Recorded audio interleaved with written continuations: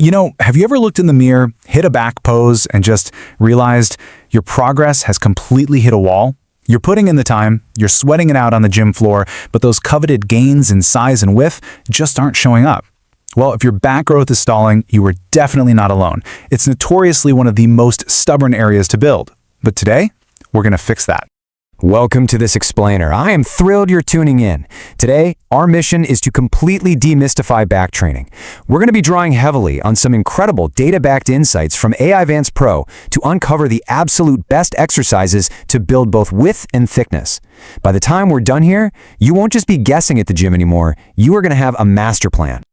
So here is exactly how we're going to break this down today. First, the anatomy of your back. Then, vertical pulls for width, horizontal pulls for thickness, building a balanced routine, and finally, avoiding common training mistakes. All right, to kick things off, let's establish the golden rule of this explainer right out of the gate.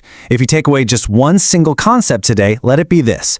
Back width comes from pulling things vertically down, while back thickness comes from pulling things horizontally towards you. It really is that simple.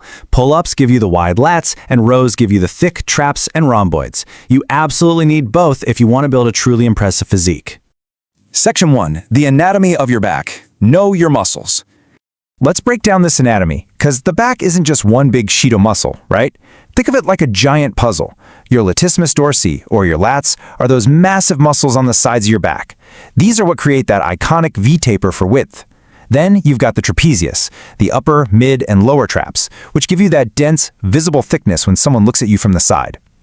Tucked beneath them are the rhomboids, which reinforce that mid-back density, and running straight down your spine are the spinal erectors, keeping your posture rock solid. Neglect either the width or the thickness muscles, and your back is always going to look, well, a bit incomplete. Section 2. Vertical pulls for width. Building the V-taper. So if we had to crown one single movement as the absolute king of back width, it's the pronated grip pull-up. That means your palms are facing forward away from you. This is literally the ultimate compound exercise. And why does it dominate? Because it gives your lats a completely unbeatable full stretch at the top and a deep maximum contraction at the bottom. Honest truth, no machine in your gym is going to fully replicate the functional stretch and raw strength gains of a strict pull-up. But listen, execution is everything here. You want to grip just slightly wider than your shoulders. Start from a dead hang with relaxed shoulder blades. Now here is the real secret sauce. Stop thinking about pulling your chin over the bar. Actually, scratch that. It's more like actively think about driving your elbows down toward your hips.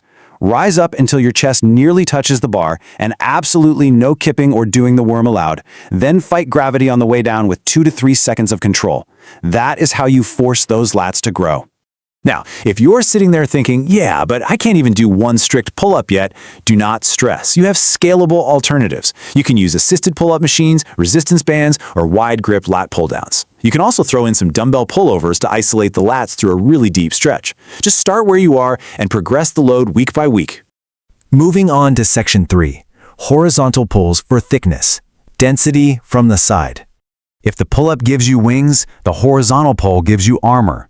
And for thickness, there's an undisputed heavy-loading champion, the bent-over barbell row. This is a heavy-hitting necessity, guys. The barbell row massively recruits the rhomboids, the mid-traps, and your entire central back area, all while your spinal erectors are just working overtime to keep you stable. It's foundational. Let's talk about clean execution of the row, because this is where so many people mess up. Hips back, torso angled somewhere between 45 degrees and parallel to the floor. You're going to pull that bar right up to your lower sternum or upper abdomen, keeping your elbows tucked close, and aggressively squeeze those shoulder blades together at the top. And pay attention to this rule from our source. If you're using your torso momentum to stand up and cheat on every single rep, lighten the load. 8 strict reps will always beat 12 sloppy ones, for sure. Section 4. Building a balanced routine. Putting it all together. So, do you have to choose between focusing on width or thickness? Absolutely not. While you could tweak this ratio, say a 60-40 vertical split if you really want that V-taper, or 60-40 horizontal for massive side density, a 50-50 balance is really the recommended sweet spot for the vast majority of us. A complete back routine blends them perfectly. And here is exactly what that looks like in practice. Think of this as your actionable blueprint to take straight to the gym. 4 sets of pronated pull-ups for width, 4 sets of heavy barbell rows for thickness, then we hit slightly higher rep ranges for hyperfocus, 3 sets of neutral lat pull-downs for width, and 3 sets of one-arm dumbbell rows for thickness. Boom. You are hitting the back from every possible angle in one powerful session. To put this into perspective, the crucial number you want to remember is 16 to 20. According to the data, hitting 16 to 20 working sets per week for your back is the optimal range to maximize hypertrophy for intermediate lifters. And look, the golden rule of progressive overload still applies here. You need to be adding 5 pounds or squeezing out 1 extra clean rep every single week. Finally, Section 5. Avoiding common training mistakes. Don't sabotage your gains. Let's troubleshoot some frustrating errors. Mistake number 1 is pulling with your biceps instead of your back. This is incredibly common. Your biceps are smaller, weaker muscles. They should only assist the movement, not drive it. You have to actively concentrate on initiating every single rep by moving your shoulder blades first, not your arms. Mistake number 2, cutting your range of motion. We have all seen the guy doing rapid-fire half pull-ups at the gym. Listen, a half pull-up literally leaves the bottom of your lats unemployed. If your row stops a foot away from your stomach, your rhomboids just aren't doing the work. You need a full, deep stretch and a hard contraction to actually trigger the muscle damage that leads to growth.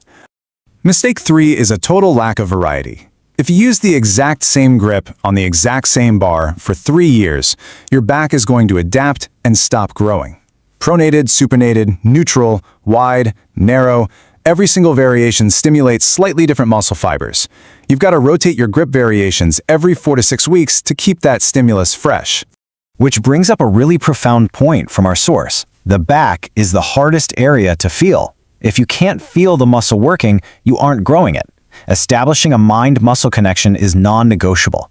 Taking just 30 seconds before your set to do slow, unweighted activation movements where you literally just focus on squeezing the lats and rhomboids will completely change how your working sets feel. It's a real game changer. And mistake 4 is hitting the back too often with adequate rest.